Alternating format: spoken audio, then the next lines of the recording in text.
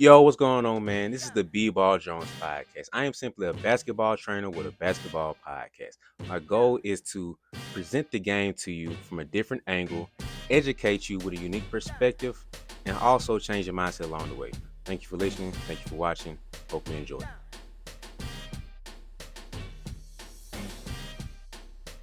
Yo, what's going on, everybody? Welcome into another episode of the BeBall Jones podcast. And today I am joined with another coach. But this coach is very special because she used to be a player, but now she's a coach and she's finna get y'all some game. So I'd like for you all to welcome in Miss Jordynn Hernandez.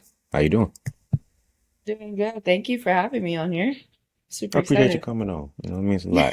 So it's gonna be a good Absolutely. talk today. So introduce yourself to the people a little bit. Let them know where you at, where you coaching at, what you got going on. So right now I am currently an assistant coach slash recruiting coordinator for Stephen F. Austin. Mhm. Um, I came from the University of Texas at Arlington, so same conference. We play in the Western Athletic Conference. Um, I wound up playing at UTA, and so as soon as I stopped playing or I was done playing at UTA, I just went into being a grad assistant. And then from a grad assistant, I went to being player development, and then now I'm here. Mm. So this is Did my you like first year. So did you like fall into coaching? Did you kind of want to go into it? Was that like your goal growing up, or did you just kind of like, well, just kind of stumble along it? So when I was playing, I've had two ACL surgeries. So I've torn my ACL twice, Mm. and the first Same time I knee? tore it, no, opposite knees. Ooh, that's tough. I know. In both my senior years. So my first time I tore my ACL was my senior year in high school, Mm. and I was like devastated because I'd never thought like I could tear my ACL or anything like that. And I just remember my high school coach, like she just kept me around, like, and I just like automatically started coaching. And she would let me like help like run practices and stuff like that with our freshman team and everything. And so I was just like, you know what, this is something I definitely want to do. Mhm. And then just my second ACL, I sat out, or it was my senior year in college, and same thing. Like once it happened, I was just still involved. Like I still was coaching on the sideline, still doing all this stuff. So I was like, I just kind of fell in love with it. Mm. So it So just happened.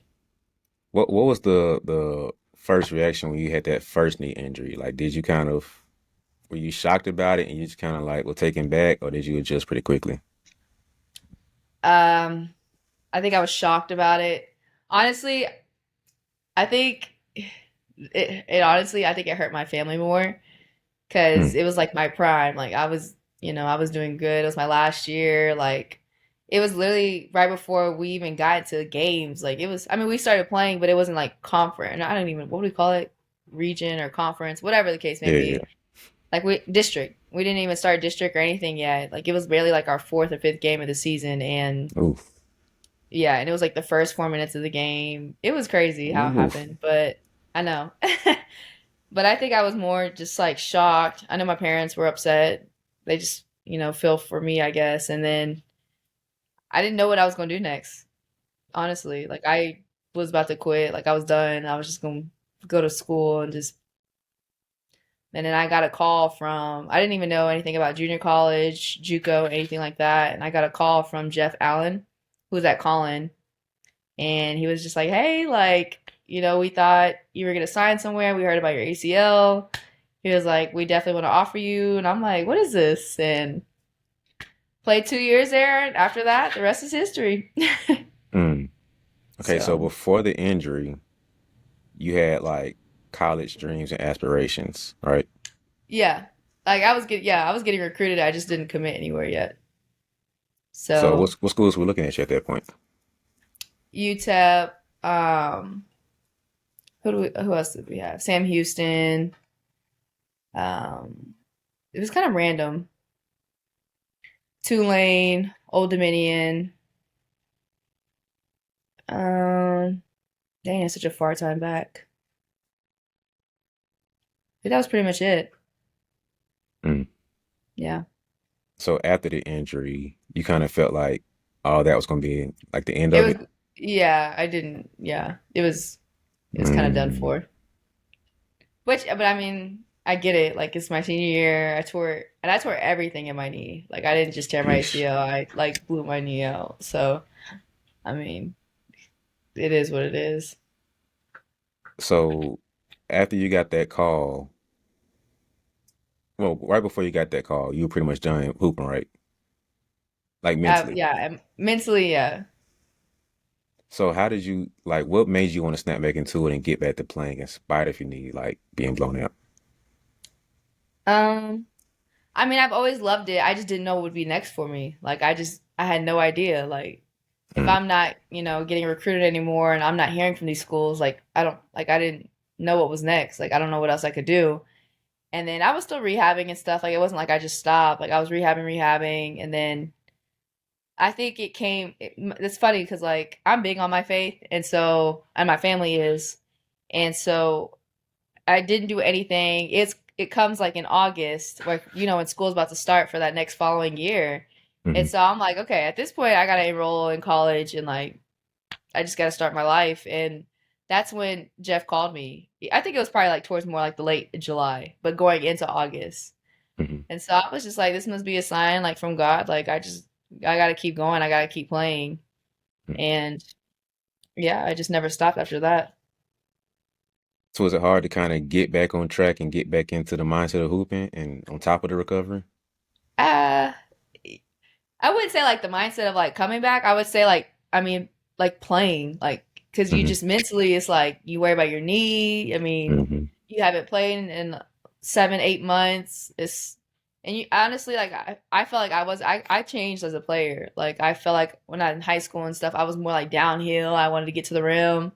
I wanted to make all these little shifty like counters or whatever. But like once I got into college, I was like, okay, mid range, threes, like it wasn't too much like going to the rim. Like so I definitely had to it took me some time to kind of adjust and change my game, but Yeah, um still I mean it was tough coming back in just mentally to answer your question. yeah. I don't think most people, I'll say that like the average fan or whatever, understands like an injury changes more than just your body. It messes with you a little bit Yes. mentally because if you're, like you said, you're a downhill player and used to use athleticism and speed, and that's kind of how you got hurt, then it's like, hold on, do I want to like drive that hard Absolutely. again? Like, do I want to keep doing the same thing? It's like, mm, Man. And you know what the hardest thing is? Like that damn brace. Like, and I swear to you, I get it. Like everybody, all these trainers, and I mean, athletic trainers, parents, and they're like, "Wear your brace." Like, no, it yeah, sucks. So, so when I hear play like our players now, I'm like, "Are you sure you should wear a brace? Like, you need your brace?" Like, and they're like, yeah, "No," and I'm like, I mean, I get it. Like, you can't move in it. hmm So that, like, trying to get back mentally and rehabbing, your knees strong enough where you can come back, like that was pretty tough. yeah. I didn't So, have that serious of an injury, but I had a little nicked up here and there, and it required me to take a mhm. little bit of time off. So, and I used to be fairly athletic. I don't claim that no more, but that was my game. And so to go back out there and just be me, it felt weird at first. Like you said, you have to trust your body. You have to figure Hmm. out what you can and can't do. And then for ladies, it's like y'all are totally different because you lose a step, it's questionable at that point because Yeah. you don't know. And then y'all play with the braces a lot more than guys do. Like guys, we Oh don't take that yeah. risk. Yeah. Yeah. Yeah. Absolutely. But no, I think most people don't understand the mental rehab over the physical. And so Yeah. mentally, like, how did you get yourself back to feeling comfortable enough to first get on the court and like kind of play freely, but then get back to playing your game? Because that's kind of like progressions mentally of getting back to being you. So how did you deal with that? Ah. Okay. Well, mm. I was struggling. Like I was struggling with like the rhythm of the game, like trying to find my rhythm again. Like I wanted to force, I wanted to do good, but like I wanted to prove basically to everybody and myself like I can come back. And so Mhm. I just wasn't in a rhythm. And when my JUCO coach he sat me down and he told me like the most like blunt honest thing. He was like, "Look, he was like, what's the worst thing that can happen?" And I'm like, tear my ACL again, and he was like, "Okay, so like you've been through it, like you know what rehab is, like you know the process of it mentally, physically, like is that really Mhm. like the worst thing?" In my head, I'm like, "Hell yeah, like that's terrible." But it made sense because I mean, it made sense after that. He was like, "You have nothing to lose, like, Mhm. but if you continue to just kind of be fearful, but then like not find your rhythm and stuff, like you're just gonna hurt yourself. And then if you go in there mentally thinking like about your knee all the time, like more than likely you're gonna injure your knee again. Yeah. And so like that, I mean, I remember the next day and I'm like, I'm just about to come out here and hoop. Like I don't. And after that, like I started to gradually get it and just Mhm. I found my rhythm after that. And then my second time, I think, because I had had like a minor surgery on my knee again before I tore my ACL again. So I had this time that I sat out while I was at UTA. And same thing, even when I sat out and I came back, like I was struggling, like I couldn't find my rhythm. And I just remember I sat down with my head coach and I'm like, I'm frustrated because I don't know what you want. Because I was a point guard and shooting guard and it was just the game. Like I just couldn't get it. And she sat down, we watched film, like we talked about everything. She was honest with me, I was honest with her. And after that, same thing. Like I felt comfortable enough to just to hoop. And after that, it changed. Mhm. It gotta be tougher too as a point guard because like I feel like if you're a post, you can kind of get away with a little bit more. But Yeah. like it's everything to be a guard, especially like in college. Like you gotta play defense 94 feet, downhill play. It's like, oh man, like that's a Yeah. lot of weight on pressure on you. So how did you manage go back to JUCO and manage the adjustment of coming off the knee injury and going to the noose, like you're the rookie on the block. So how did you manage that and being a point guard all at once? Um, I mean, I just took it as a challenge. I mean, I love to hoop, so it kind of, I mean, yeah, it's hard, but it outweighs everything, Mm, when you're with the team and when you want to get a goal done, whether it's when our conference or whatever the case may be, like, I mean, it's gonna be hard. I don't know. I think I learned from my parents. So I have a special needs younger brother, and I think at an early age, like I was always taught, like you just fight. Like there's no like necessarily struggle, but like there's no like perfect days. There's nothing like that. You just have to continue to like smile and you just have to continue to just fight no matter what. Like life is gonna life. Life is yeah. gonna I mean, that's not gonna stop. But like what matters is like how you respond to that and how you continue to push through. And they taught me at a very young age how to do that with my little brother. And I mean, I think once I got to college and stuff, like it's life. Like that stuff sucks, but at the same time, it's nothing. It's little, and I just continue to push through and work. Like I probably would say confidently, like I was probably the hardest worker on both my teams, Mm, and that's just something that I've always learned. Like just work, work, work, work. Like even if I'm not confident right now or I don't feel in my rhythm, like regardless of it, like I'm gonna work. And I think I just kind of pushed through it and just found a way. Like day by day, I just found a way to get it done. Um, but honestly, I had great coaches around me that supported me and just helped me. mm. So, So when you were hooping, when did you feel like you really got back into your game? JUCO. mm, I would say the end of so I was there 2 years. So the end of my freshman year, I started Hmm. figuring it out, and then I took off really like my sophomore year. That summer, well, like towards the end of my freshman year, and then that summer, I got invited to like our top 40. Like I was a top 40 kid in JUCO, like in the nation. And we got into this all-star stuff. Like, but that whole summer, like I was just training crazy. But like I loved it. It was like when you talk about basketball, strength condition, because in JUCO, you gotta get your own stuff sometimes. Like, and so I was with a strength conditioning coach. Like I was eating right. Like I just took it to a whole nother level. And mentally, I was just like, I'm about to do this. Like I'm about to take it. Like I'm about to take off. In my mind is what I was saying. And I just remember like growing my relationship with God. I just remember locking in everything I need to get done, and I don't think I've ever been more focused in my life like on basketball than that summer. And in that sophomore year, like it was a not a piece of cake, but it came like you could I separated myself big time from everybody else. So that was probably that time. Mm. So did you ever feel like you weren't gonna make it to that next level? Like was JUCO gonna be in and you thought maybe that's it for me? Or did you know like I'm gonna get back to the place where I can play past these 2 years? That's crazy that you're asking that question. Like I've never been asked that. But no, I don't think I've ever thought I wasn't gonna get back to anywhere. Now I think Hmm. about it.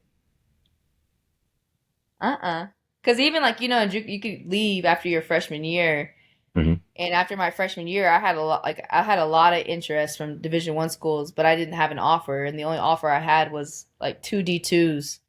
And I remember telling them like, "Thank you, I appreciate everything, but like I know I'm a D1 kid. Like I know I can get back to that, and I know what I can get, you know." And I just remember making that statement, and after that, it changed. Like my whole mindset was just we we're locked in. Mm. Mm. Did anybody ever, did anybody ever kind of challenge your confidence and make you feel like whoa you thinking a little too high about yourself, like calm down now, like did anybody try to check you a little bit?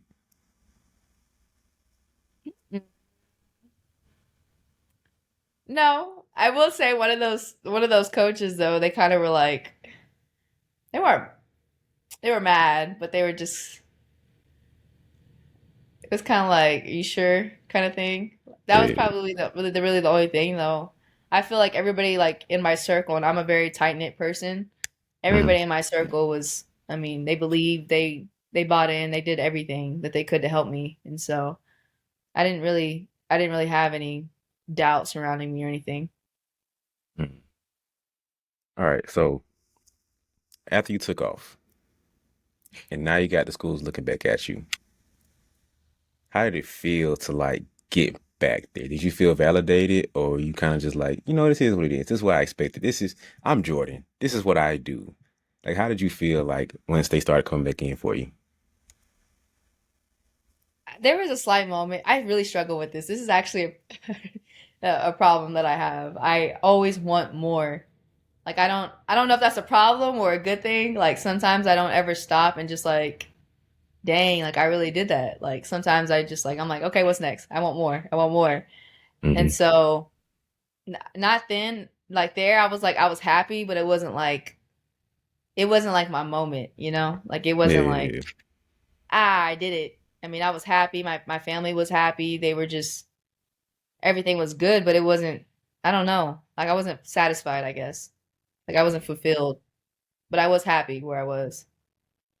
Yeah, I think that's the curse of the ambitious because Yeah. you strive to go after so much, and once you get it, it's like not like that's it's not like you're not happy about it, but it's kind of like, okay, what's next? Like that's Yeah, always it's the like mindset. yeah, it's like okay, that's cool, whatever. But like yeah, And so it's that tug of yeah. war of like I really battle with being grateful and appreciative of where I'm at now and everything I Yeah. have because I can always see bigger. And once I kind of like start doing things, then I have another idea, another vision like, oh, that Yep. would be really dope. And then it's like I Yep. hit content with right here. Like I just got here and I'm good. But then it's Yep. like you peek around the corner like, oh, that looks nice too. Snap. Oh, Yes. dang. Or you And feel then like you're not doing enough. Like you're like, oh man. that's cool. Like I'm doing this, but like, man, I should be doing that, or I could be doing that. And yeah, Yeah. Both of those are like the curse of ambition. Everybody sees people who are high achievers and it's like, oh, you dream so big and you want so much. I'm like, bruh, it's a burden sometimes because yeah, you constantly beating yourself up thinking, oh man, I should have did that better. People around you like, oh, congratulations, good job. But it's like, no, bruh. Like, if you saw what yes, I saw, it's not good enough, man. yes, Like, man. I'm so glad you just said that because yeah, everybody don't understand that. absolutely. Everybody don't. No, And it's so frustrating. I'm like, why are you saying congratulations? Like the Yes. job, like we not even. And they're like, are you joking? I'm like you're Yes. crazy. I'm like, hell, call me crazy. I'll be But crazy then yeah, because it's not right. good enough, man. Like it gets sometimes it's frustrating seeing where you're at. People are like, oh, that's a good job. And I'm like, bro, that's terrible. Like, did you see the 15 mistakes I made? But I'm like, no, I didn't even see that. But I'm like, no, bro, that's But in your head, you know it. Like it's like, yeah. dang, yeah. I definitely get that. Trust me. Yeah, it's the curse of the ambitious people, but I haven't figured out how to balance that either. Um I think the only thing I've been able to do is to try to sit down and take pockets to be like appreciate every little milestone along the way. Yeah. Take a second to be like just reflect on what I have done, good or bad, whether I got to this next goal or not. But take pockets to be like, okay, review what Yeah. you've done. Okay, I'm not where I want to be. I'm nowhere close to where I want to be, but you made progress, right? All right, cool. Hmm. Appreciate that. Like, okay, you took 2 steps today. Okay, cool. Like your rehab, like at one point you couldn't stand up. Okay, I'm standing up now. Oh wow. I'm not running, I'm not Yeah. jumping, but I'm taking 2 steps forward. Okay, boom. Yeah. So I'm practicing that within my life, but it's very difficult because you keep seeing like the bigger end goal, and it's like, bro, I'm not there yet. Like it's, I'm not even close. oh man, it's so frustrating Yeah, sometimes, and it's it like, is. I don't know, but I'm glad I have a kindred spirit that understands this burden sometimes that we have. It's just like this ain't it, and I'm No. not there yet. So you're just constantly battling between being content with where you are now, but still pushing for that next level. And it's like, how do you figure that out? And I don't fully know yet, but Yeah. that's kind of what my journey is, I guess, in my life to figure it out. But Well, hey, me and you are right there next to each other. We're neighbors. Cause I can't. I'm not. I haven't figured it out yet either. So. yeah, but that's kind of where I'm glad I'm wearing it. But that's kind of where like my t-shirt brand came from. Progress is the only goal. It's Hmm. because you get so caught up on like the end goal of where you want to be, and that you like we talked about this whole time, but you have to like slow down and focus on making progress. So you slow Yeah. down and like kind of throw that big goal away. Okay, what can I do? Like, what's the next step I can make? Okay, just make progress and Uh-huh. go there, and then just keep making progress, and then keep making progress. So you lose a little bit of that overall, I guess, burden to not be there, Yeah. and you can celebrate more of making progress of where you're at now, which is the next step. So that's kind of Yeah. like what kind of keeps me sane sometimes, to where I'm not like, oh my goodness, I'm not there. Like Z is way down there, and I'm at like E. This is frustrating. Yeah. So this is what keeps me sane sometimes. It was like, That's dope. I might have to get me one of those. yo, like, what are you doing right now? Like for real? I I know what the problem is. You didn't got too comfortable. Things done got cute because you think what you did last week was cool. You think you can kind of relax, take a vacation this week. You think because how many points you jumped your career high, you dropped to the 30 piece last week. You thinking this week is just it's vacation time. It's time to relax and chill. It's not it, man. This new level means you have new challenges. So the work's not done yet. You're not able to just relax and just take a break. Because you have to outwork and outdo what you did yesterday. You have to work harder than you did before because the new level requires new things from you. So just as a reminder that when you get the next workout in, just keep as a reminder that progress is the only goal. I got you. I got you. I'll send There you. you I'll send go. you. I got you. That. But, but yeah, it's as hoopers though, I think Kobe has to be, at least for me at least, he's the guy that we look at as like jobs not done type of guy. And Listen, when you were just talking about it, his I remember he quoted, I think the journey is the dream. So like you talking about the mhm, progress part, like it's not the final destination that's your dream, it's that's that journey part. Like yeah, you just said. Like the 2% every day, the battling, all this stuff. Like that's hmm the dream. yeah. I think most people don't understand that either Yeah. because you get that goal and it's not what you thought it'd be, or you skip Hmm. steps to try to get there, and then you miss something along the way and you lose it. Now you got to Yep. figure out what happened, but because you took every step needed to get there, Yeah. being there feels totally different. And Yep. Kobe has to be like the he's low key like the basketball philosopher for like Yeah. our whole generation, like Mamba Hmm. mentality and everything. But um, growing up, were you a big fan of his? I know you're a Texas person, so I don't know where your allegiance lies. But um, who is your person growing up that you grew up watching? Absolutely, Kobe. Okay. I am a diehard Kobe fan. Like, yeah, the whole book, the Mamba mentality, all that. Like, yeah. Hmm. So why? Okay, I understand Kobe, but why weren't you like a Texas fan? You got like plenty of options. What do you mean? Like a Texas fan? The Spurs, Rockets, Mavs. Like, why aren't you a fan of either of them? I mean, I love this. I love the Mavs. Spurs, but the Mavs, yeah. I mean, I'm a big fan of Mavs. But you talk about like my favorite player, like it was Kobe, just because, just he was just a whole nother level. But I mean, I was a Dirk fan. I'm a J Kidd fan. Like, I mean, those were players that I also loved watching. But Mm-hmm. I mean, Kobe, you can't compare to Kobe. I was a KD fan. I'm a KD fan still, even though y'all can say what y'all want about him. Still a fan. Still a fan. Now, But I respect Katie. I get it.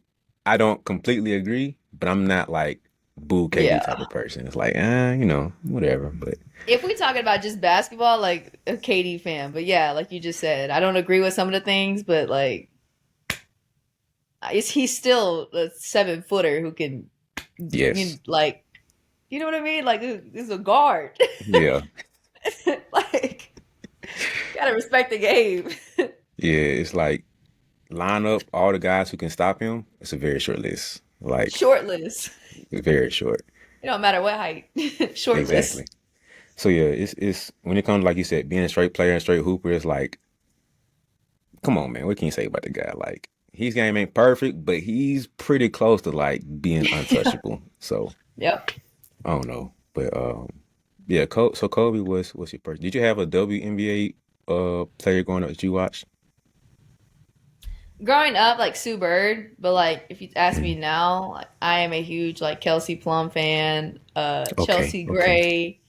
She's cold. Um, oh my, Chelsea Chelsea's. Gray is Chelsea Gray is a whole nother level. Like she is tough. Um, who else? I mean, that's really who I mean, I grew up watching Sue Bird and Diana Taurasi, but Mhm. like I said, as I got older, I mean, it was Elena Delle Donne. I mean, like I said, Chelsea Gray, Kelsey Plum, but that's pretty much it. Mm. Enrique, She ridiculous but too. Yeah, Enrique is a different breed. Yeah. So who did you pattern your game after a little bit more? 'Cause, like I grew up being a Kobe guy, but then like I realized I couldn't play like him. So Hmm. then I kind of like drifted to be more of a D Wade fan because I played similar to he did. So who did you have that Yeah. you played more like and you trying to steal their moves and stuff? Um. Honestly, so I'd probably say like point guard wise, it was Sue Bird, like being able to get the floor up, like ball up the floor a lot. I remember my dad used to always like show me stuff like you don't have to dribble so much, like you can literally just after outlet, you can get it up the floor. Hmm. So I would say like passing wise, it would be Sue Bird, but then like when it came to scoring, probably more like Kelsey Plum, just like that's like as much as she gets to the basket, but like being able to hunt shots, having a quick release, like just use that to my advantage. And then like once I knock a couple down, like now I get to the rim or I can get to my pull up. Mm. Um, so I would probably say those two. That's a pretty nice combo. You pass like Super, get buckets like Kelsey. That's hey, I see why you play I'm D1. not necessarily like Kelsey, but I tried. I tried. Yeah, so um is that what you feel like your scouting report was? Like to kind of get the ball out of her hands so she can't be a playmaker and don't let her shoot? Was that kind of like the scouting report at that point? Yeah, absolutely. I'd probably say the playmaking and then it was most definitely the shooting. Mm. Like run me off the line or whatever the case may be. So, okay. JUCO, no, not go JUCO. High school, you down here driver. I was both, but my shooting probably wasn't my first. Like I Got you. would shoot it if I'm open, but it wasn't like, oh, she's a knockdown shooter. Like my shooting Mm. wasn't there yet because I didn't have to. I mean, I worked on it, but I wasn't like I was able to get anything I wanted at the rim or play make. So I don't know what my scouting report would be in high school. Like, just probably don't let her catch it because I remember I was face guard like my senior year. So Mm. I don't know, maybe that. Okay, and by the time first year of um JUCO came, no, let's go second year. So second year JUCO came, shooter. What was it Probably after that? both.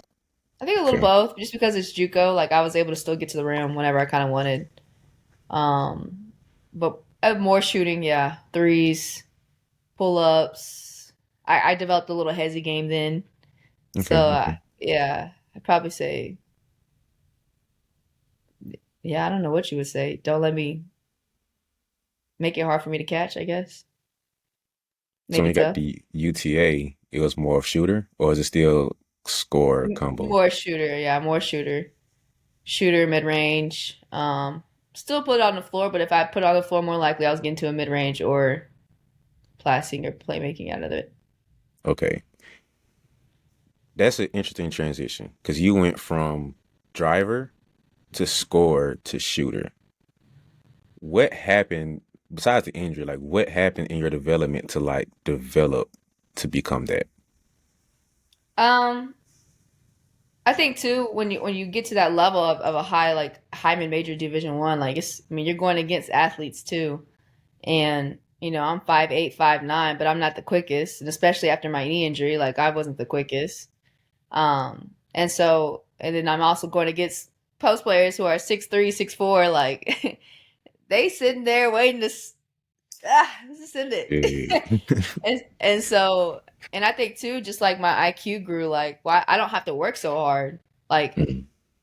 I just became more of a student of the game where I'm like, and your mindset changes too. Like when I'm in JUCO, not necessarily saying I had to score it, but like you got to be a dog to like get out. Like you know what I mean? Like you not necessarily you got to get yours, but I mean you got to make something shake too. Yeah. So um, and I know my team at that time was definitely depending like on me to score. It was me and another guard, and so it's not like I'm putting up a lot of shots. And once I got to UTA, like I'm surrounded by people who can score. Mm. Um, and so at that point now we playing as a team, like we're playing in a system. And so, if I'm not open, fine, I'll find the next one or whatever the case may be, or, and I think I just your IQ grows. And like I said, you don't have to work so hard. Like if I'm able to knock down two three-pointers, three-pointers, like they're gonna start running out at that point, shot fake, like one dribble, pull up, or one dribble, get to the rim, swing, or what create for others after that. Like I don't know, you just grow and mature, I feel like. So it wasn't like an intentional decision to be like, you know what, guys, I'm gonna become a sniper on y'all and just like kill you from behind the arc too. No, I just continued to work on my shot. I had a weird shot in high school. Like it still was good, but like I really shot it with like one hand almost. And once I got to JUCO, I started really working on it, and it was good by my sophomore year. And then UTA, you just continue to get stronger, like with your conditioning coach, and you get a quicker release, and it's like, oh, this is automatic now. Like Mm. it's my first go to. But yeah, you just adapt to your who you're playing against and everything like that. Mm. All right, so now I'm gonna need you to put your trainer and coaching hat on, okay? I'm well not me, but I have a young lady. You feel me? I'm trying to get Mhm. my game right too. I'm a slasher, I'm a driver, but I know I need to get my shot right. So, Coach Jordynn, what do I need to do to get like you and get my shot right? What are the steps that you took that I need to take to like get my shot right? Work on it every single day. That's all you can do is just it's so frustrating at first because it's like you're trying to fix it so it looks ugly, you're missing, like it doesn't feel comfortable, but you just have to do it every single day. The form shooting, one hand, um, I mean, however you shoot, like getting back to that good form, and like you gotta take your bumps. You're not gonna make it like at first, and then it's gonna feel weird, but you just gotta continue to do it and do it and do it, and all of a sudden it's like now it's coming and now it's in Mm. habit. But I would say too, like start close. Like you don't have to. Some of these trainers, like they like shoot threes, and I'm like, their form's off. Why? why are we shooting threes with two hands? Like, no, just scoot it in. Hmm. Like, but I definitely develop a shot.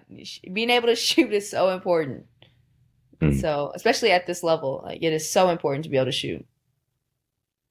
Yeah. So take me. How did you change your shot? Like, what did you go from to like, okay, this is my shot now, but I need to tweak my form to get it better. Like, how did you? What did you do to realize? What happened to realize that you need to change your form? Um, my judo coach was like, "Your shot's funky," and I was like, "I know." And it wasn't consistent. It wasn't as consistent as I wanted it to be. Um, and I think like I was pretty skinny in high school, so I wasn't the strongest either. And I would like not shoot with two hands, but like I think I would like shoot, but then I would fall through a one. I'm telling you, I don't even know how to explain it. It was just weird. I can picture it in my head. Yeah. Okay, well, yeah, you got it. Yeah, I just worked on it. I don't. When we, I mean, I used to get in the gym with my dad all the time, and we would just work on it, work on it, work on it, work on it. He'd have me shooting with just one hand, one hand, one hand, one hand, and then eventually I added my other hand, and then after that, like the form just started coming along, and I would just watch people shoot. I would, and when I got to UTA or Shinjuku, like my dad would record me, or at UTA we had cameras. Like you're just watching your form, and you're like, okay. And then, I mean, as much as you shoot, it's gonna eventually happen. So, Mm.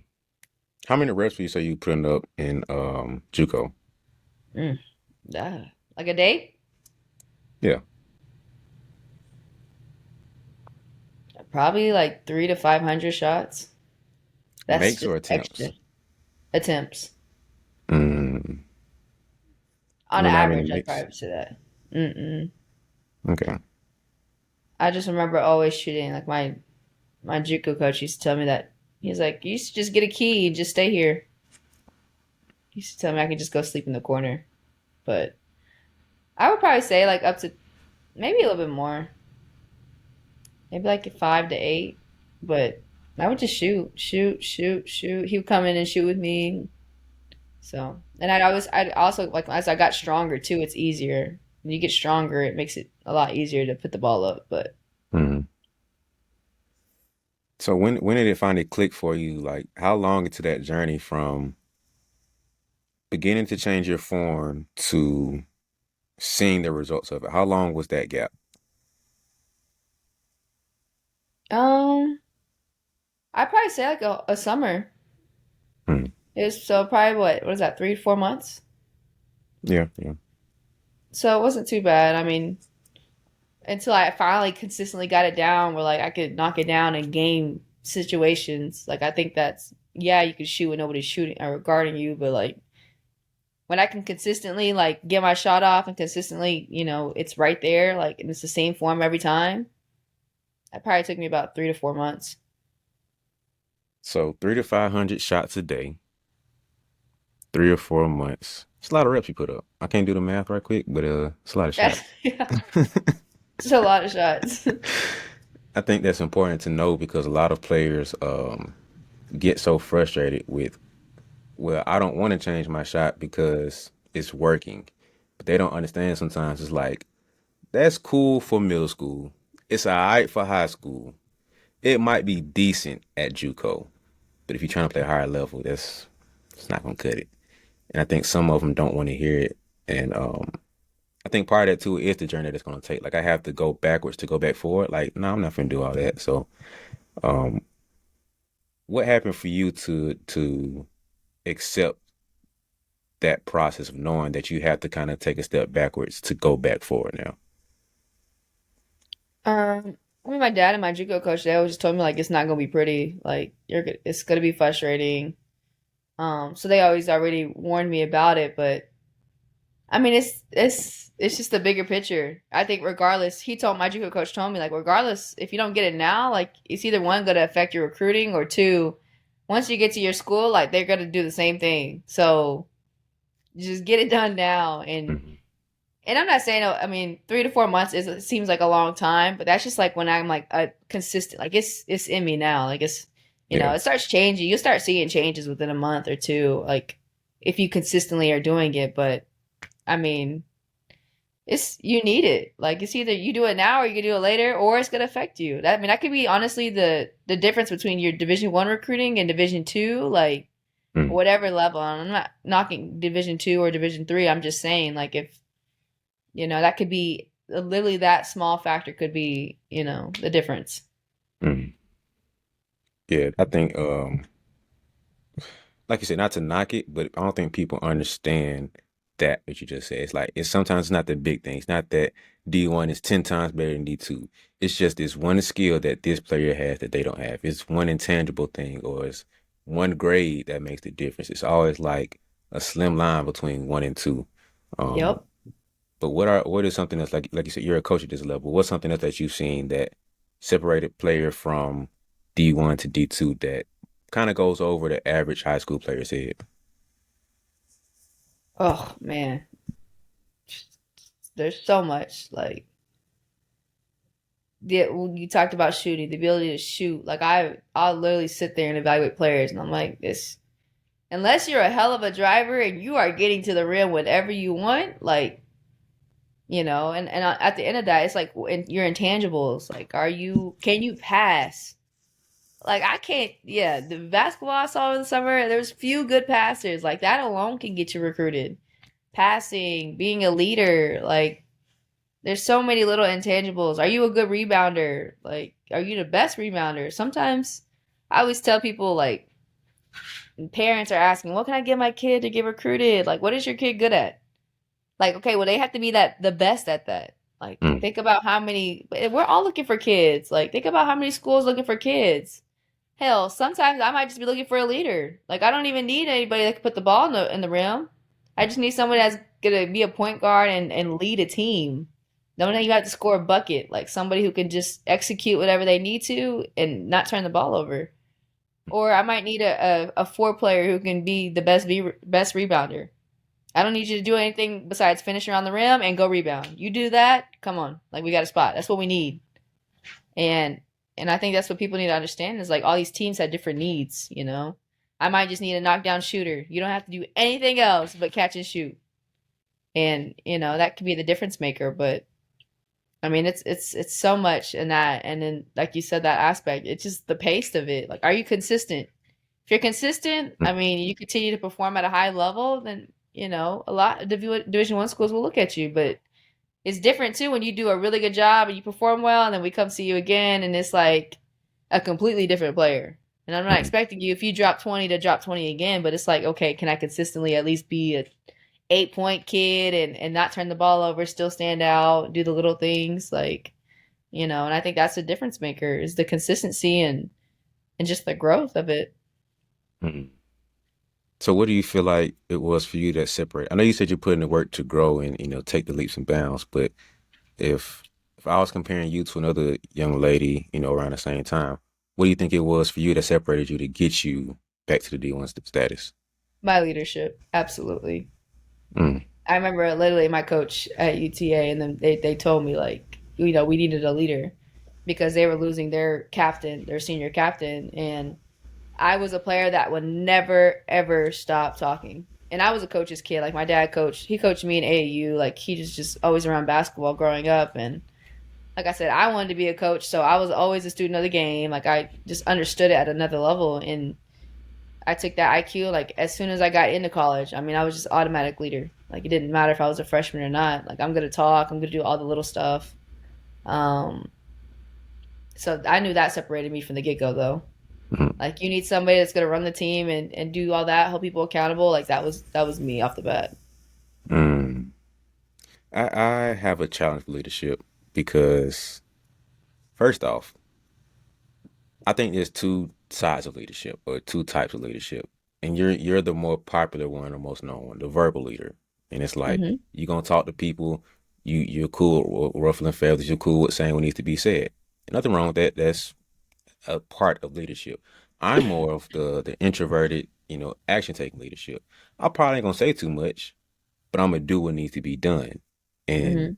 I'm learning to speak more as I get older and evolve and stuff. But you know, growing up and kind of like figuring out myself more, people are like, well, you're not a leader because you don't talk, or you're not a leader because you're not saying X, Y, and Z. And so that was kind of my challenge. I'm still kind of dealing with that, as I develop in business and, all this stuff. Mhm. So, um, how did you kind of feel like you always were a leader and it's kind of like what you do, or did you kind of like develop into it more?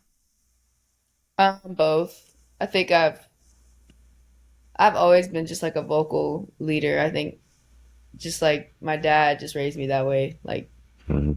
but I think too, like my actions, like you had no choice but to like respect me or follow me because I was the hardest working person too. So I mean, not even talking about my performance, but just the fact that like I'm always working. Like, and there was nothing that could get in my way. Absolutely nothing. Like, it doesn't matter what happened, what ACL or not. Like, I was going to continue to just put my head down and work. And I think that alone just earned the respect of people.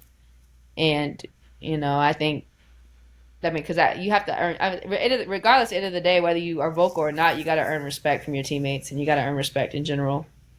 Um, but yeah, I think I just initially was just a vocal kid off the bat. So what would you be like, okay, more action taking leadership or verbal leadership doesn't matter. What do you think are like the top qualities of or top things you see that leadership has to have? Like you can't say you're a leader if you don't have X, Y, and Z. A work ethic, mental toughness, accountability. Wait, that was three, right? You just I told mean, me you can say three. whatever you want, but like, what? It's funny we're talking about this because we're talking about that now. That's why in our program, so that's why I'm like off the Mm, bat. yeah. Um, and I think you got to be diverse and be able to be relatable. Like I think you got to be able to connect with your teammates in the different ways. And man, that's the hard part. These kids don't understand is like you're getting. My JUCO coach told me this too because I struggled with it at first. I'm like, man, I don't get this kid. Like my teammate, I don't get her. Like I'm not understanding. And why isn't Hmm. she doing this and this and this? And he just sat there. He's like, do you not realize that we have 13 different kids that come from 13 different places? Like they're Hmm. not you. They're not. They don't think like you. They don't think like you. Don't think like them. Like it's. Yeah. And I will never forget that. Like because that really put a perspective for me. I'm like, dang, like some of these people, some of my teammates didn't have a mom, they didn't have a dad, they didn't have both parents, they grew up, however they grew up, and that was the biggest thing. And so I think just, taking that forward now, like you got to be able to be relatable. Like you're gonna have teammates that you're gonna have to go and grab and meet halfway. You're gonna have to, because you need them, you need everybody. Um, Hmm. And so you got to be able to connect with different people on a whole nother level.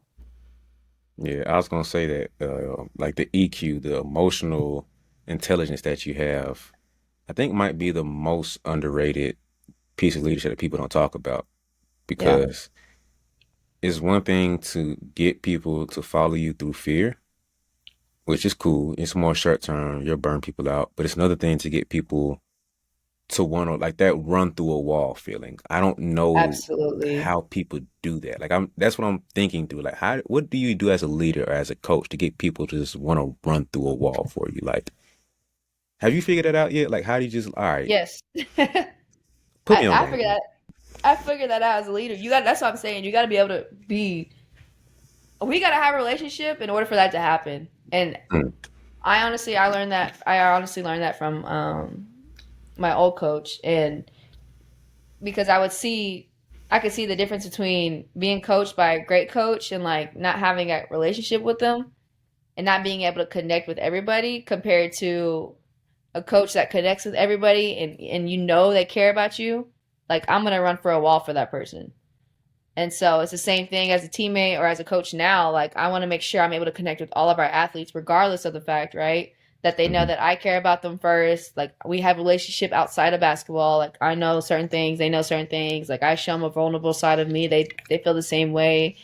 Um, and then it's like every time I yell or anything, if I get onto them or if I'm intense, like they know it's coming from a good place.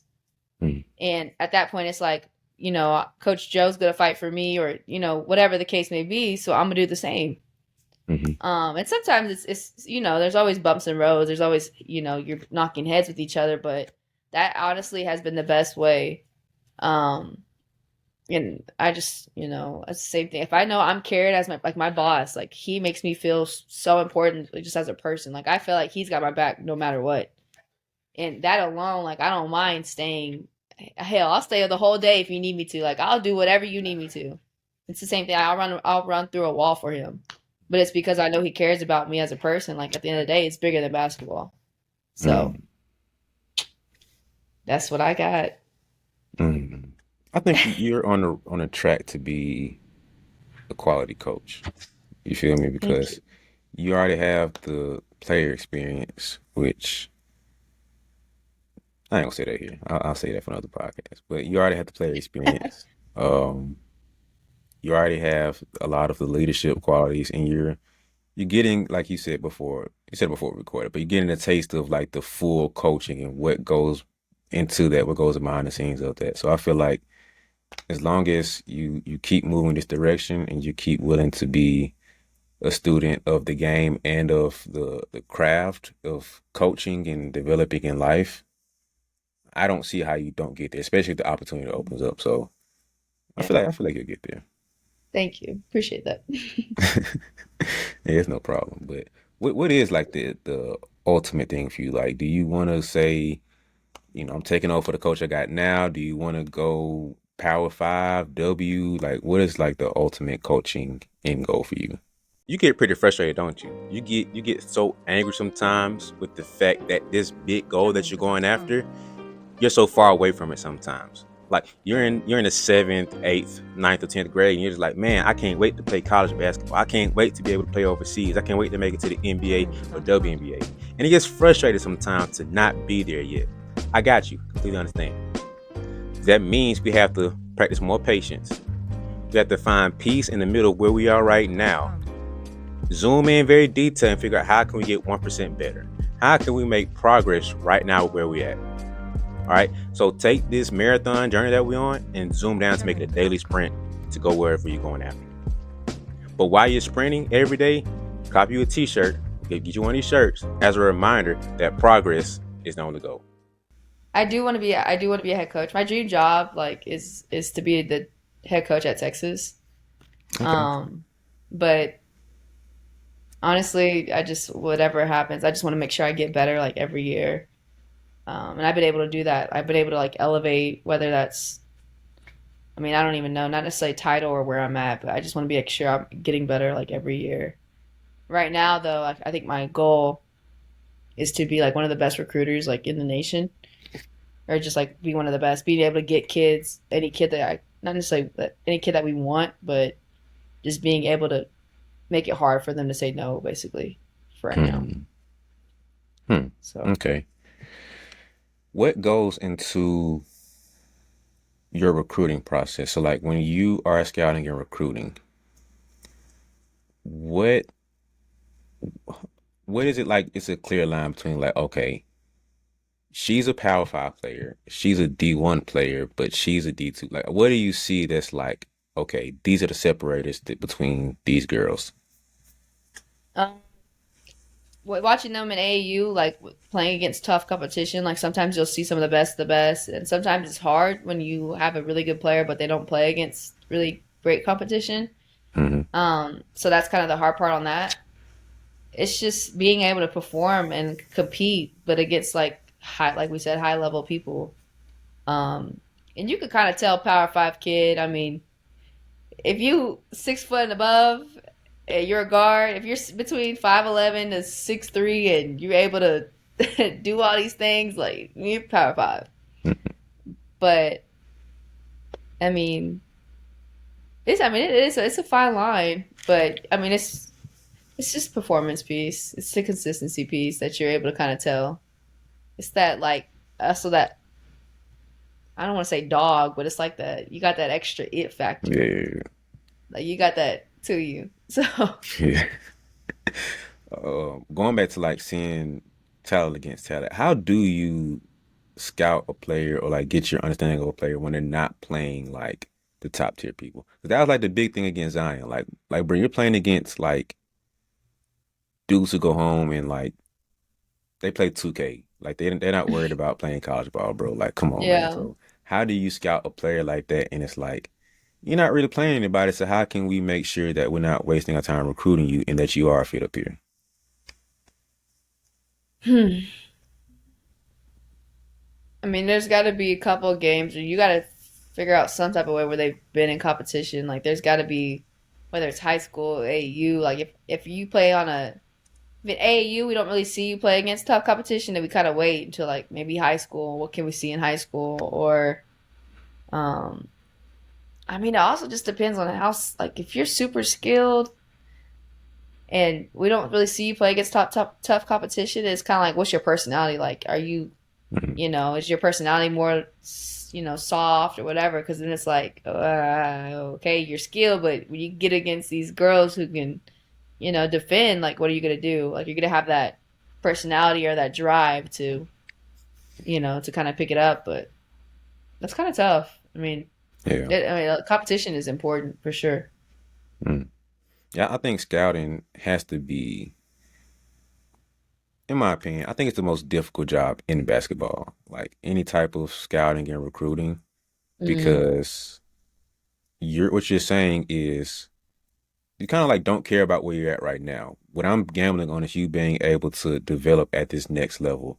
And there are so many Yeah, factors that go into it that can make you look bad and say, okay, you don't know what you're talking about. man. So I think that's hands down the toughest job in basketball is being like any type of scout recruiting, GM. Like I think that's the toughest job.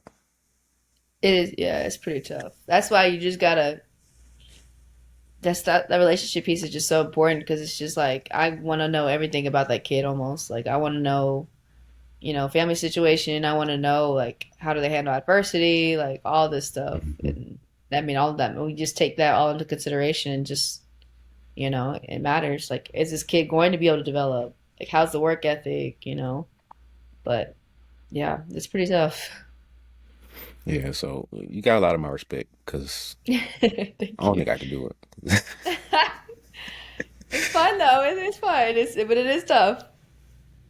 No, I'd much rather if I were to go that route, I'd probably be like player development. Just let me train. Like I just Yeah. you recruit them here and I get them better. Like that's the Yeah. relationship we have. Like Hey, that's honestly one of the best jobs. I like that because I think you have a out of all the coaches you could arguably have the most intimate one because you see them at their weakest or at their worst sometimes. But Hmm. then when that moment comes in the game, it's like that's my dog. Like I knew she could do that, and it's that Yes. Oh that my right God. there feels so good. Like Man, what? We brought in a kid. I can't even say from where, but we brought in a kid and I've never seen them play and I just heard about him and just saw some film and it was just something like we had to get done. We had to fill roster spots and man, we saw her practice and I'm like, oh, thank you, Jesus. Like you had me because wasn't that I was worried, but it's like you said, like it's like I knew it. I knew I saw yeah. something. Like, but yeah, it's definitely like a moment. hmm So, did you do some development, play development at all? Mm-hmm. That was Okay. my last year. That's what my title was. But I mean, I did a lot of other stuff too. But that was one of my main things. Like that's my favorite thing is player Mm. development. So yeah, the player development piece, like I'm heavy on. Mm. So you like scouting, recruiting more, or play development? Hmm. I think I always have a love for player development just because like I like seeing the players that we have like just get better and like being able to enjoy being in the gym. But I do like recruiting too. Like it's not close, it's not far off. I mean, um, Mm. recruiting I found a new love for this year. It's just, I mean, obviously it's my title, but it's just being able to see these kids like you see them in the first session of the summer and then it's like to the end it's like like you see the growth or being able to offer a kid and just like hear the family or them get so excited and Mhm. just continue to build that relationship with them. And I do like it. I enjoy that process of it. Mm. Okay, okay, that's interesting, man. Because I'm biased, of course. Like I just told you, like I definitely lean towards the side of player development. So, um, I think it's cool to like what you do because I won't have any development if you're not doing your piece to recruit and get the players in here. So, it's fair trade. There you go. Fair trade. So, I think that's it. I don't think I can think of any more questions for you. Um, Anything else you want to share?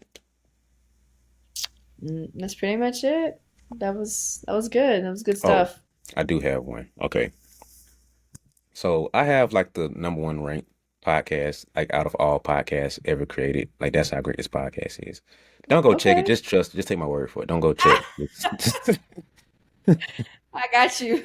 Yeah, let's just you trust me. We cool. We home. So We're here. yeah, Yeah, yeah, we're you here. feel me. So I do have like the number one podcast of like all podcasts across all genres. So you have like every kid in America listening to you, and as the recruiter, tell these kids why they should, look your way and say, hey, we're the school for you, fam. Like, Stephen F, we got you. Like, why should they think about joining you in your school?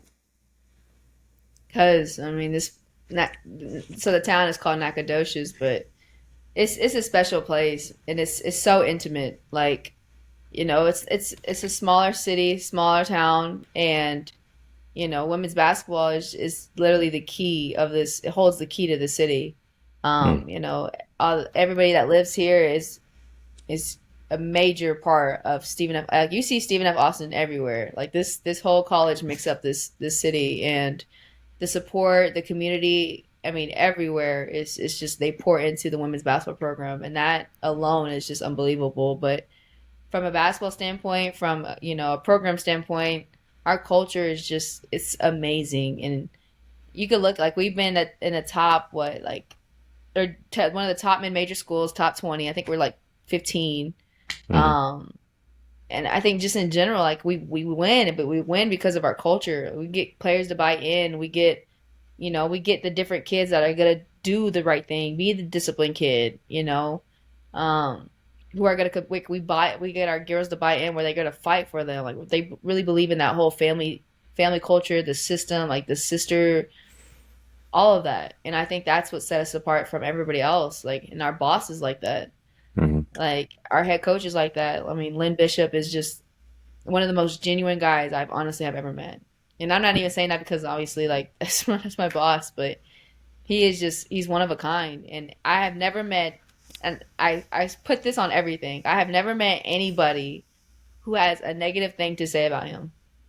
Like mm-hmm, when every time I go out recruiting or I go anywhere where there's a bunch of coaches, they're like, "Oh, say what's up to Lynn Bishop. Like that's my guy." Or I swear to you, man. Like, and everybody on our staff says the same thing. Like we literally come back from recruiting trips. We're like, "Man, did you pay these people?" Like everybody kept coming up to me. They're like, Lynn Bishop." Like that's and then one of our assistants, she was like, my old boss had a like literally a 2 sentence conversation with Lynn Bishop, like our head coach now, and she was like, and he was already like, I love that guy. Like he's amazing. Like you could tell. And I think it's just the energy as a staff that we have, but it's so genuine. And it's genuine because like we want to see these girls succeed. Like in this business it's really hard to find that. And there's a lot of ego into this business. There's a lot of just I don't need like it's just like a bunch of egos. It's a lot of self-centeredness or whatever the case may be, but I mean, my staff or the staff that we have now is just they're amazing. I mean, we mm-hmm, really care about these kids. One of our assistants is deep in her faith, and she brings it on to all of us, like our kids. Like she helps us like with everything. And she's made me better. As a female, as a assistant, everything. Just trying to make me a better person. Um, and I think we just balance each other out like that. Like we want to work for these kids, and I think after that, that just drives us. That drives our program. That drives everything. mm. Um, so yeah, I kind of went on a rant right there, but yeah, that's why you should choose SFA for sure. I respect it.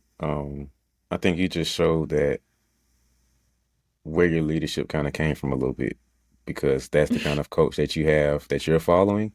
And so, that says a lot about you, says a lot about him, and a lot about the coaching team that you build in that. Because you could have been like, yeah, we're a great school and the campus is there and third, but like you went on a whole tangent, a whole rant. I That know. shows that you actually care, and that means like it's genuine, and from the heart. You feel me? So, um, Yeah. I know they'll appreciate that. And if anybody signs up because of this podcast, I know y'all can't do this, but y'all should like give me like just like 3% maybe something. I don't know. Um, We'll send some gear. Give you a shout out. yeah, just a little something. You feel me? Like For sure. that's all. But but nah, that's it. Anything else before we get out of here? That's pretty much it. I mean, if I could just say one thing to just like I guess every kid that's like, trying to chase that dream or whatever, like, just please don't compare yourself. Like, that is the worst Mm-hmm. thing you can do. You get into that comparing game, and I promise you, it is going to eat you alive. You will never be happy, or you'll never fulfill anything that you want to. And so, everybody's journey is different, and I just think the biggest thing as a parent, as a kid, an athlete, like the biggest thing you can do is just pour into your own journey, focus, like literally just lock into your journey. Mm-hmm. Because you start comparing, and then it's like, God made you different. You're different. Your parents made you different. Like, you're not comparable. And so whatever you're supposed to go through is what you're supposed to go through, and that's just gonna shape you as a player, as a person, and everything. So just run your race. Mm. Yeah, that's another 15 questions you Yep. just added on. So Yeah. we're gonna start off. We're not gonna do that, okay? We say we're gonna end, so we're gonna end right here, okay, guys? Okay. But nah, Yeah. if you got this far, man, I appreciate you for watching. Appreciate you for listening. It was a dope conversation, so I wouldn't be surprised if you made it this far because she gave some really good stories and a couple gems for you guys, and she's pretty cool. You feel me? So, if you made it this far, I need you to go ahead and like subscribe, like the video, like it, share it. If you are on Apple, I think the system tweaked to where you can only give a 5-star review for me. I don't think you can do four and below. If you want to do four and below, then just don't do it to give me five anyway.